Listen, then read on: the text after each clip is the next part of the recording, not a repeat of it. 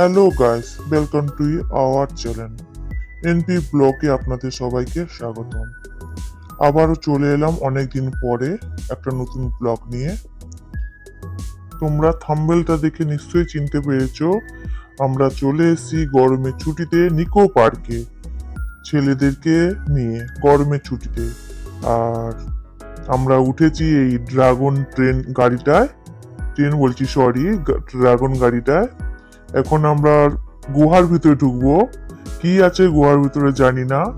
দেখতে পাচ্ছ বাইরেটা খুবই সুন্দর, ভিতরে কি আছে জানি না। এই যে আমার সব টিম বসে আছে, হাই করছে। এই একজন, আর এ তো সারাক্ষণ হাই নেই, কিচ্ছু নেই। এবার আমরা ভিতরের দিকে যাব।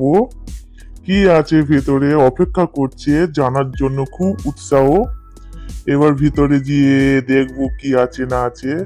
আর দেখতে পাচ্ছ এক একটা নৌকোগুলোতে কোনোটা ড্রাগন আছে, কোনোটা ডায়নাসর আছে, বাঘ আছে।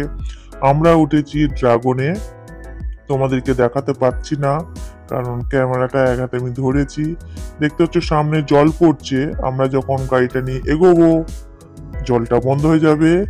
আর গাড়িটা আমাদের স্টার্ট হয়ে গেছে, আমাদের কোনো প্যাডেলও করতে হবে না, কিচ্ছু করতে না, অটোমেটিক গাড়িটা আমাদের যাবে। দেখো স্নেকটা দেখাচ্ছি। জ্যান্ত তো উঠতে পারবো না অরিজিনালে, ওই কৃত্রিমের উঠেছি। যাই হোক, এবার ভিতরের দিকে রওনা দিচ্ছি। ভিতরে কি আছে না আছে জানা খুব উৎসাহ চলছে। এবার ভিতরে প্রবেশ করলাম, দেখতে পাচ্ছ প্রথমেই বড় বড় পাথর, গুহা টাইপের, পুরোটা অন্ধকার।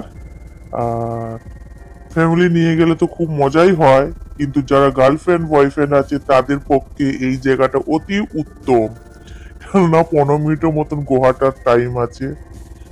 তাই দেখতে পাচ্ছ ওই ডায়নাসর গুলো হাঁ করে করে তেড়ে আসছে খাবে। ছেলেগুলো ভয়ে ভয়ে আছে। দেখ, আর ডায়নাসরের আন্ডা আছে, কত বড় আন্ডা। আর যেটা বলছিলাম, প্রেমিক প্রেমিকাদের জন্য এটা দুর্দান্ত নিকো পার্ক, একটা দারুণ জায়গা। অন্ধকার, কেউ থাকবে না, যে যা নৌকাতে সে তা থাকবে।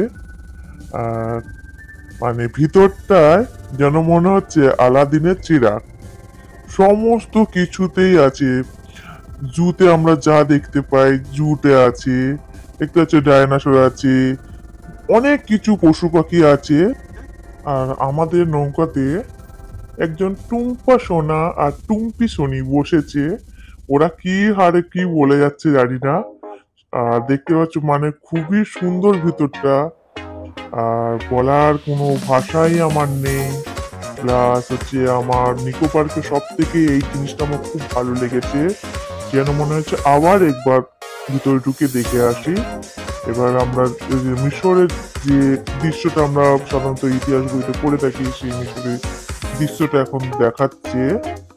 আর এই যে সব সন্তানরা বসে আছে, কোনো দেবীর একটা পুজো করছে।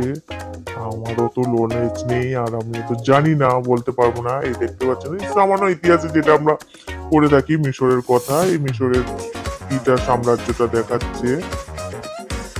এই বাবা, মাথা নাড়ছি। আর আমার ক্যামেরাটা শুধু বারবার নৌকোর নিচটায় চলে আসছে, কারণ আমি ঠিক মতো ধরতে পারছি না। আমার সাথে ছোট ছোট বাচ্চাগুলো ছিল, তাদেরকেও কেয়ার করতে হচ্ছে, প্লাস আমাকে ক্যামেরাটাও ধরতে হচ্ছে। ঠিক মতো তোমাদেরকে আমি দেখাতে পারছি না। দেখো বুদ্ধ, বুদ্ধ একটা মূর্তি আছে, কি সুন্দর হাতের মতন আছে, বন্ধ হচ্ছে অটোমেটিক, খুলছে। এখন আমরা প্রবেশ করলাম বুদ্ধদেবের কাছে। এটাতে বুদ্ধদেব শুয়ে আছে, বসে আছে, তার বিভিন্ন রূপে বিভিন্ন স্মৃতি মানে এটা তুলে ধরেছে। তোমরা কখনো যদি নিকো পার্ক যাও, এই জায়গাটা তোমরা নিশ্চয়ই ঘুরে আসবে। আর এই জায়গাটা খুবই সুন্দর, মানে কোনো মানে আপনাকে কোনো হ্যান্ডেল হ্যান্ডেল করতে হবে না, প্যাডেল করতে হবে না, কিচ্ছু করতে হবে না। অটোমেটিক নৌকোটা এগোতে থাকবে, জলের স্রোতে এগোতে থাকবে। আমরা এখন একটা এসছি, অন্ধকারে আমি একটু বুঝতে পারছি না, কিন্তু যে জায়গাটা খুবই সুন্দর। নিকো পার্কটার এই জায়গাটা আমার সব থেকে বেশি ভালো লেগেছে। আর বাচ্চাদের তো দুর্দান্ত লাগবে, আর বয়স্কদেরকে চেষ্টা করবেন এইটার মধ্যে তোলানো। মানে দেখতে পাচ্ছেন এই যে কঙ্কাল গুলো নিয়ে যাচ্ছে মানে কফিনে করে।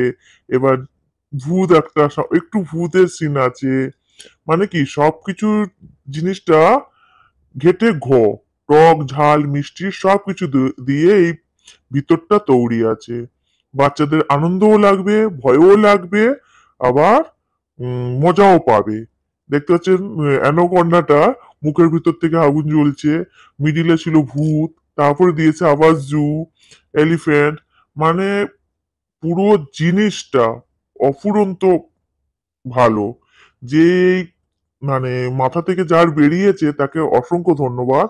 আর দেখতে পাচ্ছেন আমরা এখন আসমানে চলে এসেছি, কত তারা, চাঁদ, খুবই সুন্দর, মানে বলে বোঝাতে পারবো না আমার কথাতে তোমাদেরকে কতটা আমি বোঝাতে পারছি, বা কতটা তোমাদেরকে আমি কতটা বোঝাতে পারছি, বা কতটা আমার কথাটা তোমরা বুঝতে পারছো। এবার দেখতে পাচ্ছেন আসমানে চলে এলাম বললাম, এখন আবার এলিয়েনকে দেখাচ্ছে। এলিয়েন গুলো ইউফেতে করে আসছে, আমরা এখন ইউফের মধ্যে দিয়ে যাচ্ছি নৌকাটা নিয়ে। এরপরে কি আসবে আমি বলতে পারছি না, কিন্তু চলো দেখাতে থাকি। এরপরে এসে ওই এলিয়েনই আছে, মাটিতে পা দিয়েছে, চন্দ্রযান এইটা তুলে ধরেছে। যারই মাথা থেকে কনসেপ্টটা বেরিয়েছে খুবই সুন্দর, অসাধারণ। দেখতে পাচ্ছেন এলিয়েন গুলো। এরপরে আবার কি আছে, মানে মনের মধ্যে উৎসাহ থাকছে, গোয়া আছে। যাই হোক আমরা এবার আমরা বেরিয়ে যাচ্ছি গোয়া থেকে। এবার ভাবলাম আরেকবার উঠবো, কিন্তু হবে না, অনেক লাইন আছে, ভিড় আছে, সবাই চান্স পাওয়া দরকার। আর আমার যদি এই ভিডিওটা আপনাদের ভালো লেগে থাকে প্লিজ একটা সাবস্ক্রাইব করে দিবেন আর পাশে থাকবেন। ধন্যবাদ।